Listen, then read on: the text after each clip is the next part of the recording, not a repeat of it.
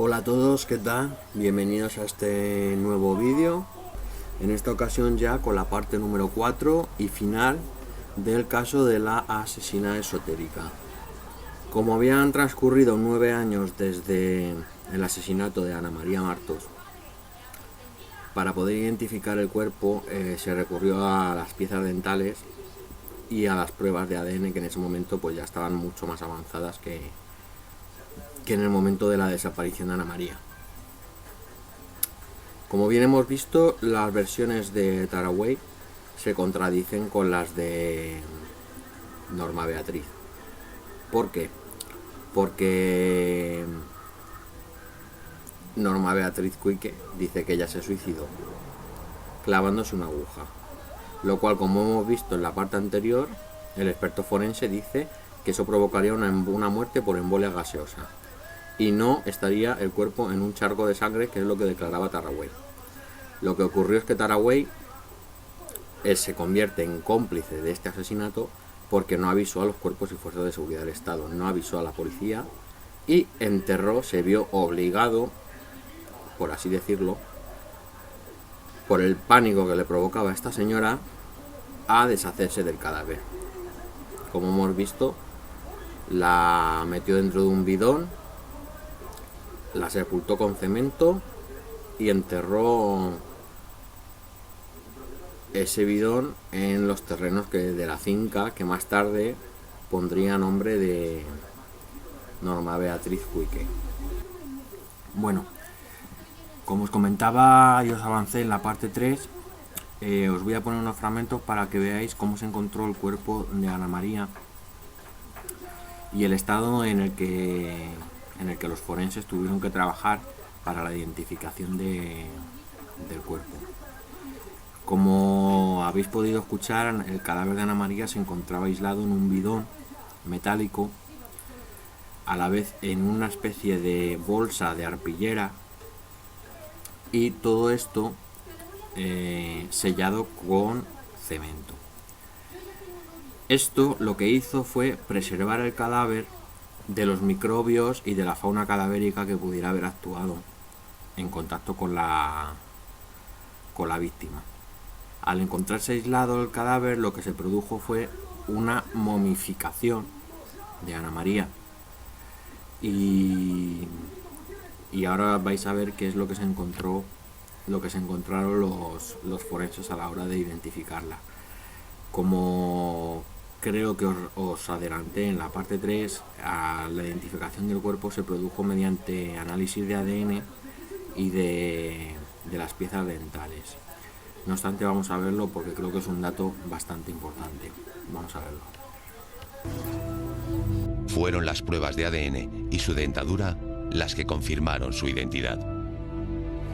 Lo que se llaman fenómenos de conservación cadavérica son varios. Uno de ellos además muy conocido, ¿verdad?, es el de la momificación. Esto se produce cuando el cadáver está ajeno a los microbios y bacterias del medio ambiente. Generalmente son cadáveres que están aislados, bien en ataúdes de zinc o en elementos parecidos, sometidos a una profundidad importante, no hay corrientes de aire y, por tanto, la capacidad de que las bacterias de la putrefacción actúen es mínima, se reduce. Estos cadáveres permanecen, digamos, con la actitud externa, con las señales externas, prácticamente iguales que las que tuvieron en el momento del fallecimiento. Por eso, la momificación es útil para el diagnóstico forense de heridas externas, de heridas corporales.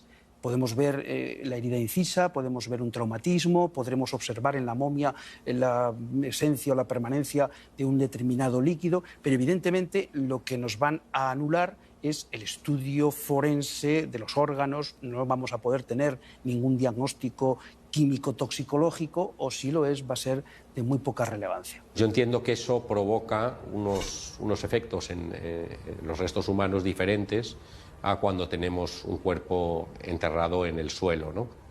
Digamos, los cambios entiendo yo, de putrefacción son diferentes, y incluso yo diría que estaba prácticamente momificado. Está todo contenido en ese espacio, no hay un cambio de temperatura, el mismo grado de humedad. ¿Quién podía hablar? en esta situación para ofrecer información fidedigna era el propio cuerpo de Ana María. El problema es el estado en el que se encontraba y el tiempo que había pasado desde su defunción. No podemos saber cuáles fueron las causas de la muerte con certidumbre suficiente para que un tribunal se pronuncie al respecto y efectúe su condena, porque evidentemente el cadáver momificado no permite el estudio forense de aquellos elementos que pondrían en relación la presunta o presuntos actores o ejecutores con la víctima. Solamente en el caso de que tuviéramos, insisto, determinadas lesiones externas muy llamativas y tuviéramos los elementos con los que se han producido, podríamos establecer esa relación causa-efecto. Pero desde luego la momificación no es el mejor método para poder investigar, hacer un análisis forense de un caso. El problema es que pese a todos los indicios y evidencias no se puede demostrar que a Ana María la hayan asesinado. La autopsia no fue determinante. Evidentemente, el paso del tiempo es un factor que juega en nuestra contra, tanto en las investigaciones de este tipo como en los exámenes forenses que se realizan, ¿no? Entonces, el cuerpo de Ana María estaba muy deteriorado. A lo mejor no se encontraron los elementos suficientes para poder determinar que hubiera sido un homicidio. Cuando un cadáver está a 4 metros de profundidad, está metido dentro de un bidón, ese bidón está cerrado, tenemos cemento alrededor y además en un saco de arpillera, evidentemente se dan todas las condiciones para dificultar la investigación criminal y la investigación forense. En estas circunstancias va a ser prácticamente imposible poder llegar a determinar cuál es la causa, la etiología, con una certidumbre absoluta, como se exige en el derecho penal, y poder establecer las consecuencias ulteriores. Si se hubiera investigado en aquel momento y se hubiera podido resolver el crimen antes, el cuerpo de Ana María hubiera aparecido con mayor prontitud. Nos hubiera permitido eso, saber cuál es la causa de su muerte y conectarla con los autores de la misma. Si la autopsia se hubiera hecho recién ocurrida la muerte, pues hubiera arrojado otros resultados. No lo vamos a saber ya, eso es un dato que se va a quedar ahí y nunca vamos a saberlo. ¿Había sido apuñalada por Norma Cuike, como defendía la tesis policial? ¿O por contra se había suicidado con una jeringuilla, como declaró Norma? Nunca pudimos contestar a estas preguntas. Bueno, ya habéis visto cómo se encontró el cuerpo de Ana María. Como el cuerpo estaba momificado, no se puede determinar al 100% la causa de la muerte. ¿Fue realmente apuñalada como sostienen los investigadores? ¿O por el contrario la versión de Norma Cuike es cierta? Vamos ahora a centrarnos en todo lo que sería la trama central de esta cuarta y última parte del caso de la asesina esotérica, que es todo lo referente al proceso judicial contra Norma y contra Taraway por el asesinato, estafa, robo y secuestro de Ana María Martos. Vamos a verlo. Solo conociendo la identidad del informante se podía aclarar con su versión de los hechos si Ana María había sido asesinada. El caso de Ana María, como tantos otros, es uno de esos sucesos, esos crímenes, entre comillas, que despierta más preguntas que respuestas. Y quizás una de las preguntas más importantes sea saber quién fue esa persona que dio el chivatazo, que llamó diciendo dónde se encontraba el cadáver de Ana María y lo que había ocurrido con ella. Sería importante saber quién es el autor de esa llamada. Sabía mucho de los detalles del caso y si los conocía es porque alguien se los había contado. ¿Quién sabía todo eso?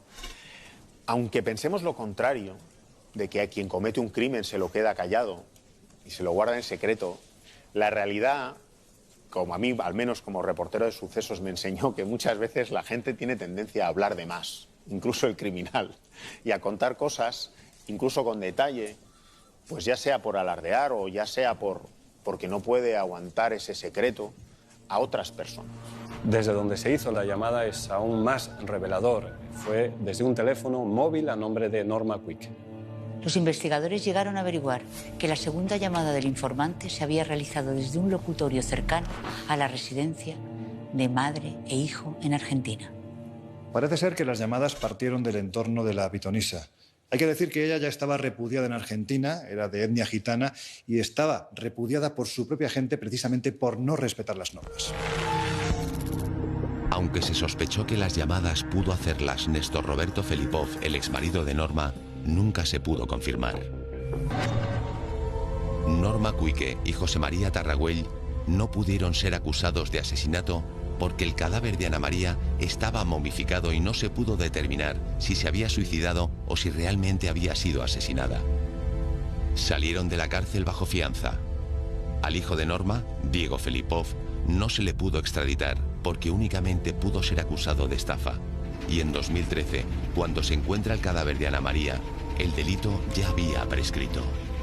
Tras ser extraditada desde Argentina, Norma Cuike no estuvo en prisión preventiva más de un mes. Fue puesta en libertad bajo fianza de 10.000 euros. Bueno, parece que extrañamente un juez le dio permiso le dio la libertad provisional con una fianza de 10.000 euros, que durante un tiempo compareció y lo último que se sabe, lo último que tenemos constancia es que dejó de comparecer y que ahora ha sido declarada en rebeldía. Una vez más, Norma consigue burlar a la justicia. Y todo indica que consigue salir de España y que hoy en día estaría prófuga. Tras su puesta en libertad, huyó de la justicia española. Y esto nos hace pensar en su posible culpabilidad. Esta persona, aunque no haya pruebas evidentes de que asesinó a Ana María, sí está involucrada en su desaparición. Y resulta sorprendente que alguien involucrado en la desaparición de una persona durante 10 años haya sido puesta en libertad provisional de esta manera, una fianza de 10.000 euros. Hay desapariciones y desapariciones. La de Norma no es una desaparición, es una fuga en toda regla. Y creo que es una obligación de la justicia española pues poner en marcha todos los procedimientos necesarios para dar con su paradero y que cumpla con la justicia, que termine de hacerse justicia con este caso. Bueno, aquí queríamos llegar al punto culminante del caso de la asesina esotérica, la vergüenza de lo que es la justicia española, que una estafadora, una ladrona, una asesina, una secuestradora sea puesta en libertad bajo fianza por 10.000 euros. ¿Qué opinará la familia de todo esto? A día de hoy, Norma Beatriz Cuike, la asesina esotérica, está en busca y captura. Hay una orden internacional usada por Interpol para dar con su paradero. Se rumorea y se cree que ha recurrido a procedimientos de cirugía plástica para cambiar su rostro. Podría ser tu vecina, tu compañera de trabajo, o la mujer que te atiende en la cola del Mercadona, tal vez la asistenta, o la que friega el suelo de los chalés. A día de hoy, Norma Beatriz Cuike está en paradero desconocido. Se la ha declarado en rebeldía y está en busca y captura tanto por la Interpol como por los cuerpos y fuerzas de seguridad del Estado. Su hijo, como habéis visto, no pudo ser extraditado porque solo se le atribuyeron unos delitos de estafa que además habían prescrito. Tarragüell sí que fue condenado por el encubrimiento del cadáver y pasó, no sé si fueron 4 o 5 años en prisión. Así que por favor os pido que jamás de los jamases os fiéis de esta gentuza. Son alimañas, son criminales, son estafadores profesionales y además gente peligrosa que no dudará ni un ápice en mataros si os interponéis en su camino. Con esto y un saludo y en memoria de la asesinada y fallecida Ana María Martos, cuyo destino acabó en las putrefactas manos de esa cerda hija de puta llamada Norma Cuike. Me despido y os emplazo a vernos en el próximo vídeo. Gracias por estar ahí y hasta siempre. Y ya sabéis, cuidado con las pseudosectas.